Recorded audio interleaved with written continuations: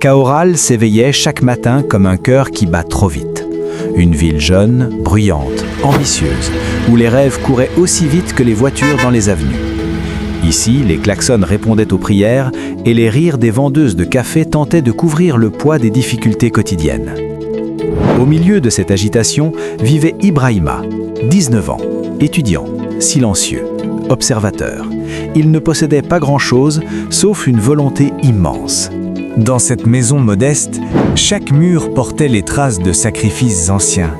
Étudier ici demandait plus de courage que de confort, et notre jeune ami en était bien conscient. Sa mère, Aïssata, cousait les nuits pour réparer les lendemains. Chaque point qu'elle faisait était une promesse silencieuse pour l'avenir de son fils. Ce soir-là, une décision naquit dans le cœur d'Ibrahima. Réussir, oui, mais surtout ne jamais réussir seul. En clair, le soutien de sa mère était tout pour lui, donc il devait réussir pour elle à tout prix. Une fois grand, chaque trajet lui rappelait l'injustice des contrastes. La richesse brillait, mais ne descendait jamais jusqu'aux ruelles, ce qui donna une vision large de la réalité. À l'université, on parlait d'innovation, mais on manquait de moyens. Alors, Ibrahima compensait par la persévérance et le courage.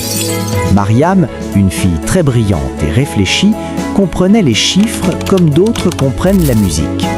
Mais le talent ne payait pas toujours le loyer. Elle disait souvent que la patience, sans opportunité, devenait une prison invisible. Puis, un jour, une opportunité se présenta. Un concours nommé Hackathon. Une chance fragile. Pas la solution à tout, mais peut-être un premier pas. Pour ce faire, ces 4 jeunes gens, Ibrahim, Mariam, Soulaïman et Noura, n'étaient pas riches, pas puissants. Mais ensemble, ils étaient complets et ils décidèrent de s'y inscrire et présenter leur projet à eux.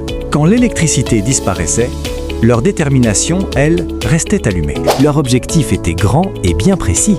Ils ne créaient pas une application, mais ils créaient un pont entre des vies oubliées. Face aux géants, ils semblaient petits, mais leurs idées portaient le poids du réel.